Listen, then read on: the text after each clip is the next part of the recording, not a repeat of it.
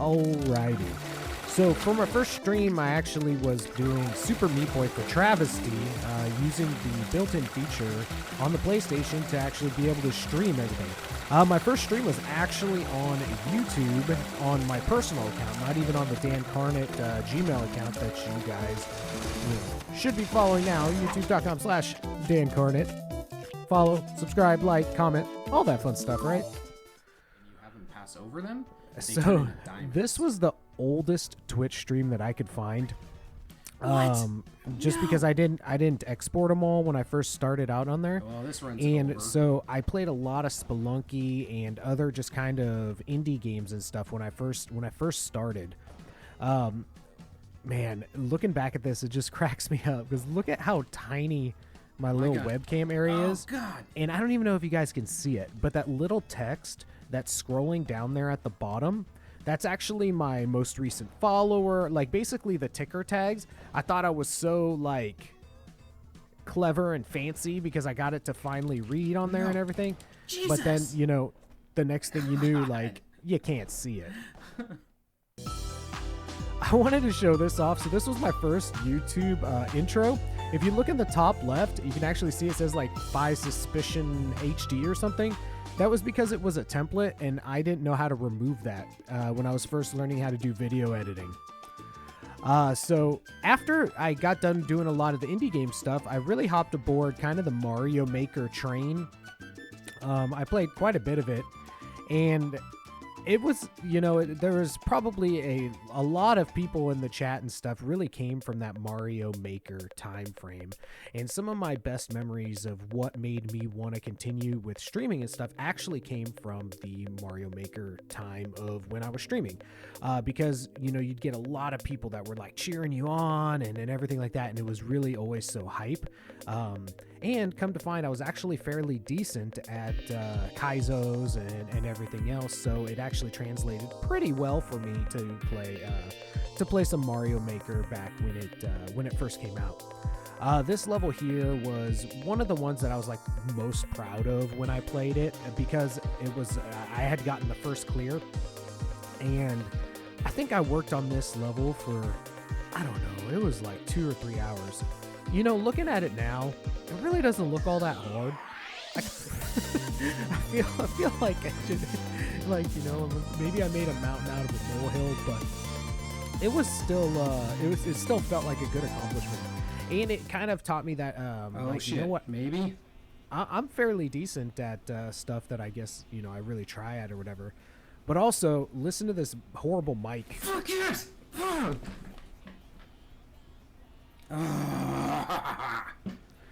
And also at the time, I was streaming back then from about 9 p.m. to like 2 a.m. in the morning because I was working 70 hours a week with my job at the same time. So what you may or may not know is I actually played Heroes of the Storm a lot. I have, I think, over 6,000 games played total on it. We actually did a complete YouTube series here on my YouTube channel for Heroes of the Storm, where I went over every single character. This was just me having some fun as ETC, getting a nice little, you know, full party wipe there. And yeah, I really enjoyed this game. It's a shame what ended up happening to it, but you know, we move on and we live and learn, right?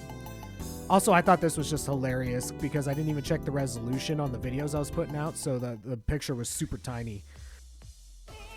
Then I went back to doing a lot of indie games and stuff like that. But what the indie games ended up leading me to was something that I would discover not only, you know, something fun, but a whole community.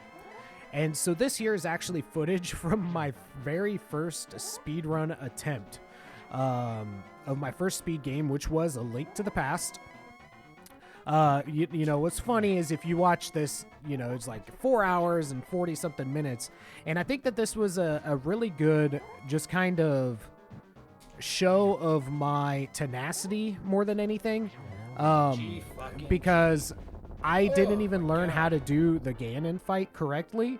And so I literally spent about an hour before finally pulling up the speedrun tutorial that I'd gotten from Andy. and to actually see how you're supposed to kill Ganon when you don't have the silver silver arrows. So it's just kind of funny, you know. Run done. Holy It's shit. kind of funny looking back at That was it. a lot more intense than I thought that Ganon was going to be. And man, you it know, was upload a it was some decent-sized times. Video that wouldn't take forever for to compile, and then Also, what was really funny is that these videos would take me like that is not going to be the 13 to 16 hours to render because my PC was dying.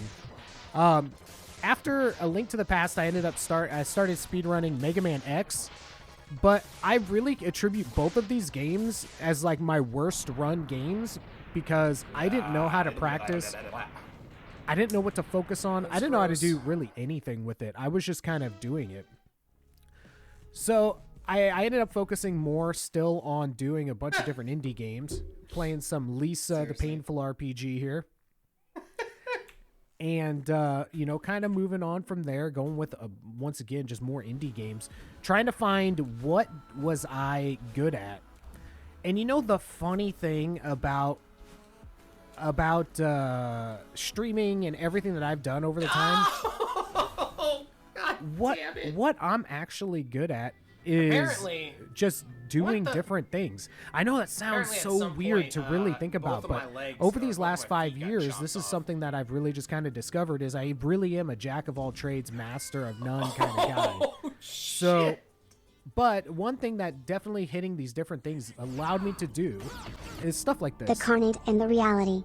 Tag team champions of the Wii World for 2 months in a row. Mercy Wing 1 Brand 1. Holy Gonzo Mercy Wing 2. So I have met some of the coolest people, and I know we've got B-Dots here. Making music. Oh, dude, you know it. You watch my channel and long enough, you're gonna get pregnant. We got you know the stuff with B-Dot and everything here, but I've met so many cool people on Twitch and streaming and stuff, and really thanks to you guys. I mean, that's the main reason why I do what I do. You know, obviously, you know, if it was like trying to like a get rich quick thing, it's definitely not what I'm going for or anything. It's just, you know, sharing that camaraderie and, you know, just the different things that, you know, the different hobbies and stuff that we share with people that just get me as a gamer. That's what I do it for. And GG to Dan Carnage. So that was the first one of the first Link to the Past randomizer tournaments that I had done, and I had won that 4-way race. My intros got a little bit better on YouTube, and then here we have, you know, obviously I was a master at Castlevania 2. Fuck off.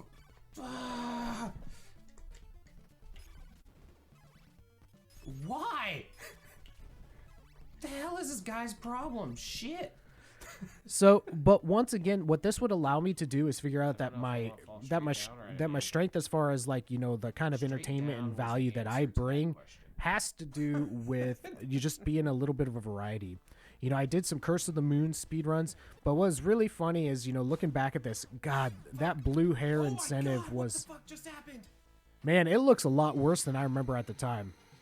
But then that led me to, you know, one of the most recent things that we have done on the channel, which is retro achievements.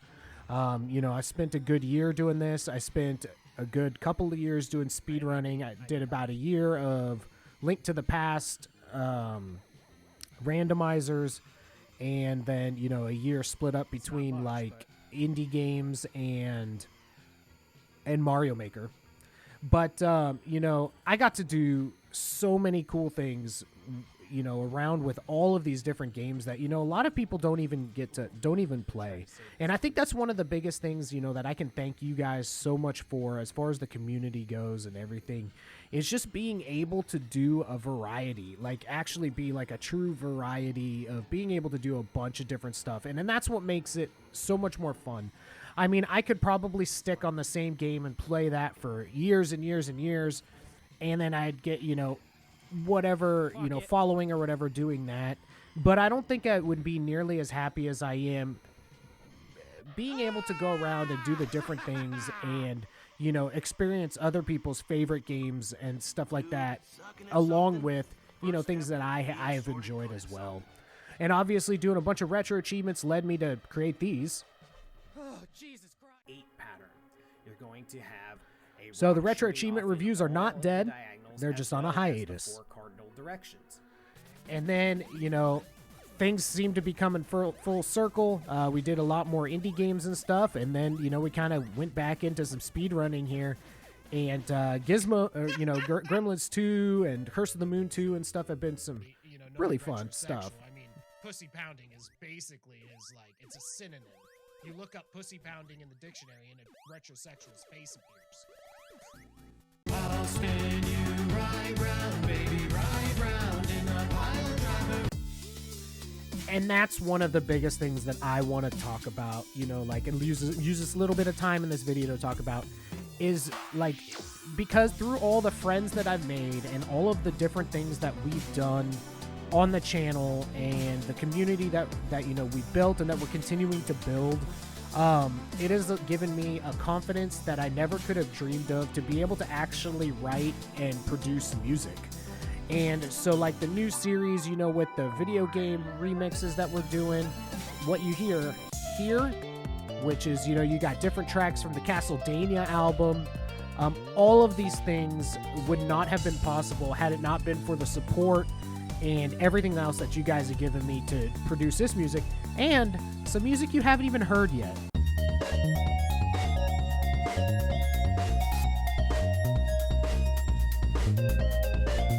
Hey girl, don't be shy.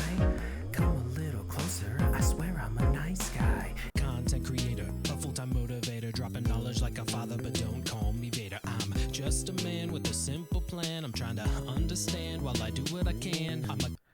So there's only one thing left to say, and I think you know what it is. Oh, thank you. I said thank you. Thank you for all the support you give me. Thank you.